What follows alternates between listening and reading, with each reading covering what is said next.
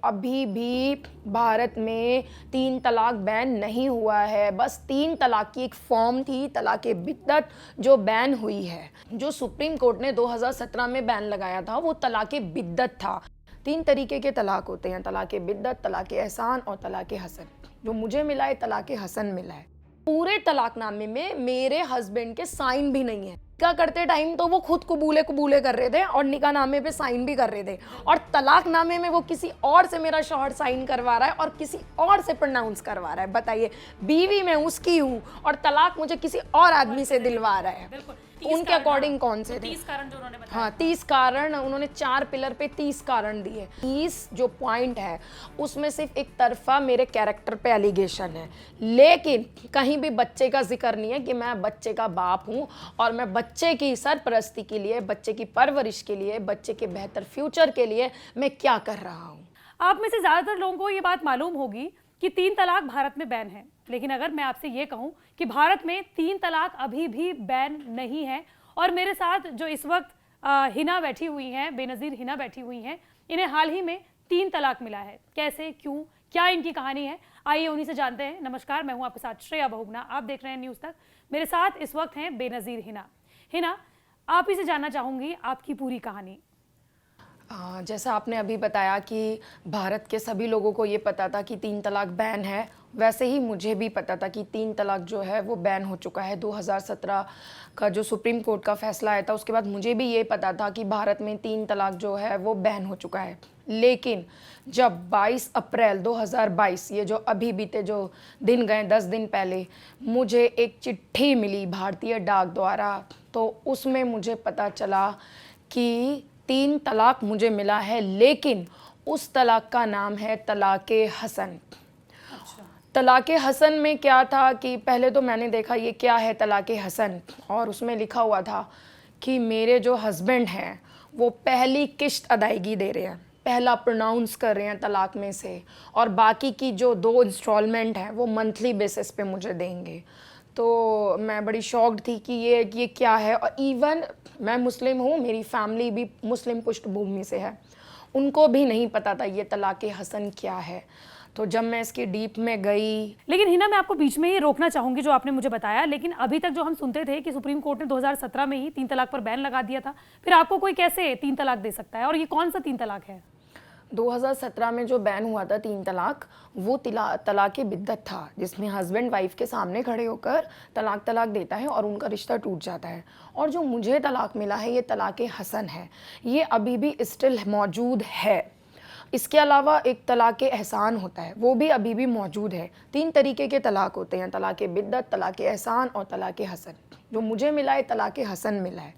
इसमें क्या होता है कि हस्बैंड मंथली इंस्टॉलमेंट पे तलाक देता है। पहली इंस्टॉलमेंट मेरे हस्बैंड ने अदायगी कर दी, जो मुझे 22 अप्रैल को मिली है, और वो उन्होंने चिट्ठी के द्वारा भेजी है, डाक के द्वारा भेजी है। तो ये तलाक़े हसन है। मैं यहाँ आपके माध्यम से सबको, पूरे इंडिया को या वर्ल्ड वाइड, ये मैं बता देना चाहती हूँ कि अभी भी भारत में 3 तलाक बैन नहीं हुआ है। बस 3 तलाक की एक फॉर्म थी, तलाक़े बिद्दत, जो बैन हुई है, और अभी भी 3 तलाक मौजूद है। आप देखिए ना, कान कैसे भी पकड़ लीजिए, ऐसे या ऐसे, सामने खड़े होके बोल रहा है तब रिश्ता खत्म हो रहा है, वो मंथली इंस्टॉलमेंट में दे रहा है तब, और वो तो चलो ठीक है, वो फिजिकली अपेयर है, सामने बोल रहा है, और ये तो और ज़्यादा कि कैसा तलाक है कि वो चिट्ठी के द्वारा मुझे दे रहे हैं। मैं आपसे दूसरी सवाल पूछना चाहूँगी कि 3 तलाक आपने कहा कि ये जो बैन हुआ है ये इससे अलग है, तलाक़े हसन है। ये तलाक़े हसन किन परिस्थितियों में दिया जाता है, उन्होंने क्या कारण बताए? क्या इसके अलग कोई कारण भी होते हैं कि आप कोई कारण बताते हुए तलाक दे रहे हैं, या ये जिसका मन चाहा वो तलाक दे देता है? ये ऐसे ही है, जिसका मन चाहा वो ऐसे उठा के तलाक दे देता है। मुझे इसका डीपली नॉलेज नहीं मालूम, लेकिन मैं अपना केस आपको बता रही हूँ। मेरे केस में क्या है कि मेरे हस्बैंड ने मुझ पे 30 एलिगेशंस लगाए हैं। 30 एलिगेशंस लगाए हैं, जिसमें कहा है कि मैं इस्लाम के 4 पिलर्स पे खरी नहीं उतर रही हूँ, इसीलिए वो मुझसे अपना रिश्ता क्या आप बता सकती हैं कि इस्लाम के वो 4 पिलर्स कौन से होते हैं इसके बारे में? वो मेरे हस्बैंड ही बता पाएंगे। ये ना वो इस्लाम के कौन से 4 पिलर हैं मैं बता दूं। मैं उन्होंने मुझसे निकाह करा, मैं 11 महीने उनके साथ रही हूँ, उनके साथ मैंने एक बच्चे को जन्म दिया है, 8 महीने का हमारा बेटा है। कौन से इस्लामिक पिलर हैं? नमाज मैं पढ़ती हूँ, रोज़ा मैं रखती हूँ, कुरान मैं पढ़ती हूँ, इसके अलावा मैं वर्किंग हूँ, कमाती भी हूँ। कौन से वो इस्लाम के 4 पिलर हैं? तो ये तो मेरे पति बता पाएंगे। ये उनके अकॉर्डिंग कौन से थे? 30 कारण जो उन्होंने बताया। हाँ, 30 कारण उन्होंने 4 पिलर पे 30 कारण दिए, जिसमें लड़की को तो कोई ग्राउंड ही नहीं है। 30 कारण दे के बस मैं तुमसे खत्म कर रहा हूँ, लड़की को कोई ग्राउंड ही नहीं है अपनी बात कहने का। उस 30 पॉइंट में मैं श्रेया यहाँ आपको क्लियर कर देना चाहती हूँ, कहीं पे भी कोई भी जवाबदेही नहीं है, ना बीवी के प्रति ना बच्चे के प्रति। ना कहीं भी उन्होंने मेरी लाइफ सिक्योरिटी की बात करी है, ना अपने 8 महीने के बच्चे की सिक्योरिटी की बात करी है। बस मुझ पे सिर्फ एक तरफा एलिगेशन है। ठीक है, आप मुझसे संबंध खत्म कर रहे हैं, लेकिन मैं अब अपना पूरा जीवन कैसे जीऊंगी? ठीक है, मैं इस्लाम के जो 4 पिलर हैं उस पर खरी नहीं उतर रही हूँ, लेकिन मैं अब अपना जीवन यापन कैसे करूँगी, उस बच्चे को कैसे पालूंगी, और उस बच्चे की पूरी लाइफ और ज़िंदगी। मेरे तो पास घर भी नहीं है, मैं कहाँ जाऊँ उस बच्चे को लेके? ठीक है, अब बात करते हैं वही 22 अप्रैल की। आपको 22 अप्रैल को पोस्ट के जरिए आपने कहा कि आपको तलाक हसन मिला, और इसमें उन्होंने कहा कि मैं पहली इंस्टॉलमेंट आपको दे रहा हूँ और 2 इंस्टॉलमेंट मैं आपको आने वाले महीनों में दे दूंगा। फिर उसके बाद आपने क्या किया? अच्छा श्रेया, मैं यहाँ बता देना चाहती हूँ कि जो और इसमें हास्यपद क्या है वो भी मैं आपको यहाँ क्लियर कर देना चाहती हूँ कि मेरे पति ने ना डायरेक्ट तलाक नहीं दी है। उस तलाकनामे में क्या है, वो अपने वकील के थ्रू तलाक दे रहे हैं। तो मैं यहाँ सबको आपके माध्यम से बता देना चाह रही हूँ, मेरे शौहर ने खुद नहीं दी, वो अपने वकील के थ्रू, उनका वकील उस तलाकनामे में कह रहा है कि जी ये मेरे क्लाइंट हैं, ये मेरे क्लाइंट आपको तलाक हसन दे रहे हैं, मेरे पति नहीं दे रहे, वो वकील कह रहा है। वो वकील के थ्रू उन्होंने अपने एडवोकेट के थ्रू कहलवाया है कि जो मेरे ये क्लाइंट हैं आपको तलाक हसन दे रहे हैं, जिसमें से पहली किस्त, पहली इंस्टॉलमेंट जो है वो प्रोनाउंस कर रहे हैं, बाकी की आगे वो 2 महीने में दे देंगे। और पूरे तलाकनामे में मेरे हस्बैंड के साइन भी नहीं है। आप ये देखिए, पूरे तलाकनामे में जो 10-12 पेज का वो चिट्ठा है उसमें उस एडवोकेट के साइन है। आप देखिए, निकाह करते टाइम तो वो खुद कबूले कर रहे थे और निकाहनामे पे साइन भी कर रहे थे, और तलाकनामे में वो किसी और से मेरा शौहर साइन करवा रहा है और किसी और से प्रोनाउंस करवा रहा है। बताइए, बीवी मैं उसकी हूँ और तलाक मुझे किसी और आदमी से दिलवा रहा है। बिल्कुल, ये सब चीज़ें हैं जो कि प्रश्न चिन्ह भी लगाते हैं। लेकिन 22 अप्रैल के बारे में बात करते हैं। ऑब्वियसली जब आप ये कह रही हैं कि इससे पहले तक तलाक के बारे में बात नहीं हो रही थी, ज़मीन तो ऑब्वियसली किसकी होगी आपके पैरों के तले, लेकिन आपने फिर क्या किया? उसके बाद पहले जाहिर सी बात है कि जब मुझे इस तरीके का तलाक मिला तो मुझे बहुत अफसोस हुआ। ये एक तरफा क्या है, देखो तलाक होना कोई बहुत बड़ी बात नहीं है। ठीक है, 2 कपल्स के बीच नहीं बन रही है, दोनों आके बैठते हैं कि दोनों म्यूचुअल अंडरस्टैंडिंग से रख के और लीगली कॉन्स्टिट्यूशनली, ठीक है, हम दोनों अलग हो रहे हैं और जवाबदेही जो बच्चे की है वो तय करते हैं, जो होता ही है और होना ही चाहिए। लेकिन उन्होंने एक तरफा ये जो उन्होंने देखा कि इस्लामिक मुझे ये हथियार मिला हुआ है, एक कोने में बैठे चिट्ठा अपने वकील से टाइप करवाया और मुझे भिजवा दिया। ये किस तरीके का डिवोर्स है? मैं इस डिवोर्स को नहीं मानती। उसके बाद मैंने इसको जाना, पढ़ा, ये क्या चीज़ है। उसके बाद मैंने सुप्रीम कोर्ट का रुख किया। मैं देश की अदालत से न्याय मांगने निकली हूँ कि ये मेरे साथ क्या हुआ है, ये किस तरीके का तलाक है, और आपने ये जो 3 तलाक बैन किया था वो अभी भी मौजूद है। उनको ये मैंने रिमाइंडर डाला है कि सिर्फ सामने बोलने से कुछ नहीं होता, वो क्योंकि 5 महीने से मैं उनके साथ नहीं रह रही हूँ तो वो ऐसे मुझसे पीछा छुड़ा रहे। अच्छा, इस तलाक में क्योंकि आपने कहा कि आपकी PIL जो है वो एक्सेप्ट कर ली गई है, तो इस पर जो सुप्रीम कोर्ट जो है वो सुनवाई भी करेगा तमाम। अच्छा, आपने जितने भी इस्लाम के स्कॉलर्स हैं उनसे भी आपने बात की होगी, उनका क्या कहना है? क्या वाकई में ये तलाक जो है वो जायज़ है? नहीं, मेरी जहाँ तक बात हुई है इस्लामिक स्कॉलर से तो उन्होंने पढ़ते ही से सिरे से खारिज कर दिया, क्योंकि इस तलाक के जो ये तलाक हसन दिया है, पहले तलाक के बाद हस्बैंड वाइफ जो हैं वो साथ में रहते हैं ताकि सुलह की कोई गुंजाइश हो जाए, फिर वो दूसरा देता है तब भी साथ में रहते हैं ताकि सुलह की कोई गुंजाइश हो जाए, फिर नहीं होती है तो वो तीसरा होता है। तो और दूसरी बात, और भी टेक्निकल चीज़ें हैं जिसमें अगर आप स्कॉलर को ही बिठाएंगे तो वो ज़्यादा बता पाएंगे, क्योंकि महिला की इसमें पीरियड्स जो डेट होती है वो भी मायने रखती है कि हस्बैंड को पता होना चाहिए उसका पीरियड साइकिल क्या है। तो पीरियड साइकिल के अकॉर्डिंग भी ये तलाक जो है वो मैनेज होता है। लेकिन मेरे हस्बैंड तो 5 महीने से मुझसे मिले ही नहीं, तो उन्हें कैसे पता मेरा पीरियड साइकिल क्या है? उन्हें तो नहीं मालूम ना। हवा में बस उन्होंने ये पतरा उछाल दिया।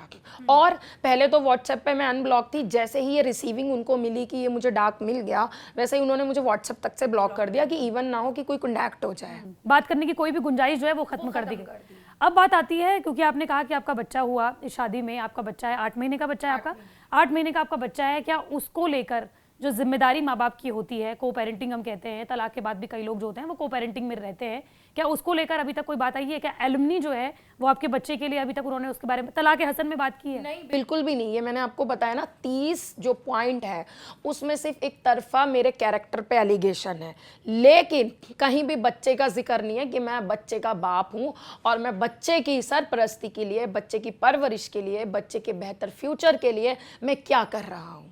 कहीं भी एक पॉइंट भी उस तलाकनामे में मौजूद नहीं है। सवाल ये है, मेरा उनसे भी है और मुस्लिम कम्युनिटी से भी है कि आपने इस तरीके के जो तलाक हैं, तलाक के फॉर्म्स हैं जो अभी हिंदुस्तान में आपने बना रखे हैं, क्या ये सही है? अगर ये तलाक हसन जो मेरे पति ने मुझको दिया है ये गलत है, तो आइए प्लीज़ मेरे साथ आइए, इस मुहिम में जुड़िए। अब दूसरी बात आती है कि क्या आपके हस्बैंड को, माफ़ कीजिएगा, आपके परिवार को, जो आपके माँ बाप हैं जिनके साथ अभी आप फिलहाल रह रही हैं, क्या उनको इस 3 तलाक हसन के बारे में पता था? नहीं, बिल्कुल भी नहीं पता था।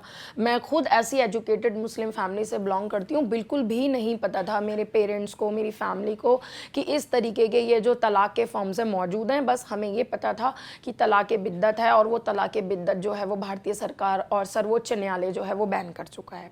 ये तो अब पता चला है जब मुझे मिला है। और श्रेया, यहाँ जब मुझे मिला, मैं बाहर निकली हूँ और मैंने जब PIL दाखिल करी है, उसके बाद ये पूरे हिंदुस्तान में सबको पता चला है कि ये ऐसा भी तलाक होता है। तो ये एक लड़की का मजाक बनाना हो गया, ये तलाक नहीं हुआ। 3 तलाक का जो कानून को रद्द किया था उसका भी पूरा का पूरा मजाक है। ये उसका भी मजाक है। ये कुछ रद्द नहीं हुआ, कुछ बैन नहीं हुआ। वो सामने ना खड़े होके वो ऐसे दे रहा है। फ्री तो वो हर हाल में हो रहा है ना, एक तरफा, पूरी तरीके से एक तरफा है ये। अब आप बताइए, क्योंकि हम अपने इंटरव्यू के इस आखिरी पड़ाव पर है, क्या कहना चाहेंगी, जैसे आपने कहा कि मुस्लिम समुदाय को भी, मुस्लिम स्कॉलर्स को भी और भारत की तमाम आबादी को, कि इस 3 तलाक के जो आपकी अपील है, जो आप सुप्रीम कोर्ट तक गई हैं, पूरी लंबी जंग लड़ रही हैं 8 महीने के बच्चे होने के बाद भी, वो क्या कहेंगे? देखिए, मैं जब मुझे मिला, जाहिर सी बात है ये बहुत शॉकिंग था। जब मुझे इस तरीके का तलाक मिला तो मैंने खुद ही रोई, खुद ही टूटी और फिर खुद को मैंने खुद ही खड़ा किया कि नहीं, ये गलत है। मैं रो धो के ना बैठ नहीं सकती, ये सिरे से गलत है और मैं अपनी आखिरी सांस तक इसको एक्सेप्ट नहीं करूँगी। और फिर मैंने बैठ के ये सोचा कि मैं तो एक पढ़ी लिखी लड़की हूँ, दिल्ली NCR की रहने वाली हूँ, तो मैंने तो मूव कर लिया सुप्रीम कोर्ट और बहुत लोगों को, पढ़े लिखे लोगों को अप्रोच भी कर लिया। मैं पूरी उस रात सोई नहीं। मैंने सोचा कि जो गाँव दूर दराज की जो लड़कियाँ होती होंगी जिनके साथ ये हो रहा है, 3 तलाक बैन नहीं हुआ और जिनके साथ ये ऐसा हो रहा है तभी तो मेरे पति ने किया ना, होता होगा, उनका क्या होता होगा? जिनको ना यही बता दिया जाता है जी यही इस्लाम है, जिन लड़कियों को यही बता दिया जाए यही इस्लामिक कानून है, तुम्हें इसके अकॉर्डिंग ही सर्वाइव करना है और पूरा जो मोनोपोली है तुम्हारे शौहर, तुम्हारे हस्बैंड के हाथ में है, तो वो कैसे सर्वाइव करती होंगी? उनके बच्चे भी होते होंगे। जिन लड़कियों को दहलीज लांघने की भी इजाज़त नहीं है, मतलब कहते हैं ना, बुर्का से बाहर भी झांकने की इजाज़त भी नहीं है, दहलीज लांघने की भी इजाज़त नहीं है, तो वो क्या करती होंगी? तो मैंने सोचा ठीक है, मेरा तो है ही, अपने लिए तो मैं लड़ ही रही हूँ, लेकिन मैं उन तमाम लड़कियों के लिए भी लड़ रही हूँ। मैं यहाँ से पूरे हिंदुस्तान की लड़कियों को मैसेज देना चाहती हूँ, अगर आपके साथ ऐसा हो रहा है, आप मेरे पास आइए, आप श्रेया के थ्रू आइए। मेरा ट्विटर हैंडल है बेनज़ीर हिना, मेरी फेसबुक प्रोफाइल है बेनज़ीर हिना, वहाँ मुझे मैसेज करिए। मैं, अगर मुझे बताइए, मैं थोड़े भी आपके काम आ सकती हूँ, मैं आपकी आवाज़ बन सकती हूँ। तो आप ये मत समझिए ये अकेली बेनज़ीर अपने लिए लड़ रही है, मैं तमाम हिंदुस्तान की मुस्लिम महिलाओं के लिए लड़ रही हूँ, जिसमें उनकी शादी हुई है या नहीं शादी हुई है, या बच्चे हैं या तलाकशुदा है या सर्वाइवर है, जो भी है, मैं तमाम मुस्लिम महिलाओं के लिए बाहर निकली हूँ। और अगर ये मुस्लिम कम्युनिटी के 2 लोग भी अगर इस चीज़ को गलत मानते तो मेरे साथ आइए और इस गलत का विरोध करिए और मेरे साथ आके खड़ी होइए, अपनी बहन बेटियों के साथ आके खड़े होइए। हेट्रेड कितना मिल रहा है और उस हेट्रेड से आप किस तरीके से डील कर रही हैं? क्योंकि मैं जानती हूँ कि जब इस तरह से आप किसी मुहिम का हिस्सा बनते हैं या मुहिम शुरू करते हैं तो आपको हेट्रेड या ट्रोल्स तो ज़रूर मिलते हैं। अरे जैसे पीआईएल मेरी बाहर आई और ये बात मीडिया में आई, और ये बात जब मीडिया में चली तो ये मंडे को हुआ था, तो मैं आपको बता दूं उसी दिन से मुझे कॉल मैसेज आने शुरू हो गए, मुझे ट्विटर, मुझे फेसबुक पे ट्रोल करने लगे। कुछ मेरे हस्बैंड के सपोर्टर भी हैं, पर्सनल आके मुझे गाली गलौच, मेरे लिए बुरी बातें, मेरे कैरेक्टर पे मतलब कैरेक्टर पे सवाल खड़े कर रहे हैं। तो मैं वहाँ सबको जवाब नहीं दूंगी। मेरी जो लड़ाई है वो मेरी लड़ाई ये जो 3 तलाक का जो गलत तरीका है उसके विरुद्ध है, और मैं लड़ती रहूँगी, और ना मैं उससे डरने वाली हूँ। कितने भी ट्रोल करिए, कितने भी मेरे कैरेक्टर पे सवाल करिए, कितने भी मेरे हस्बैंड के सपोर्टर आ जाइए, सोशल साइट पे आ जाइए, मुझे फ़ोन करके आ जाइए, मेरे सामने आ जाइए, मैं अब नहीं रुकने वाली। मुझे आप नहीं डरा सकते। तो हमारे साथ जुड़ने के लिए बहुत बहुत शुक्रिया हिना। और ये थी मेरे साथ बेनज़ीर हिना, जिन्होंने बताया कि किस तरीके से सुप्रीम कोर्ट के 3 तलाक के खिलाफ जाने पर, 3 तलाक को बैन करने के बावजूद भी आज ये हमारे समाज में मौजूद है, और किस तरीके से वो तलाक, 3 तलाक के जो अलग अलग फॉर्म्स हैं जिनको अभी तक बैन नहीं किया गया है, जिन्हें ख़त्म नहीं किया गया है, उसके बाद भी वो यहाँ पर मौजूद हैं। और उन्होंने ये पीआईएल दाखिल की जिसे एक्सेप्ट कर लिया गया है, और उनकी ये जो लड़ाई है वो तब तक जारी रहेगी जब तक इस तलाक, जो तलाक हसन है, इसे भी बैन नहीं कर दिया जाता है। आपको ये स्टोरी कैसी लगी? आप बेनज़ीर हिना की इस मुहिम में आप उनके साथ हैं, नहीं है? आपका इस पूरी खबर को लेकर क्या कुछ कहना है, हमें कमेंट बॉक्स पर ज़रूर बताइए।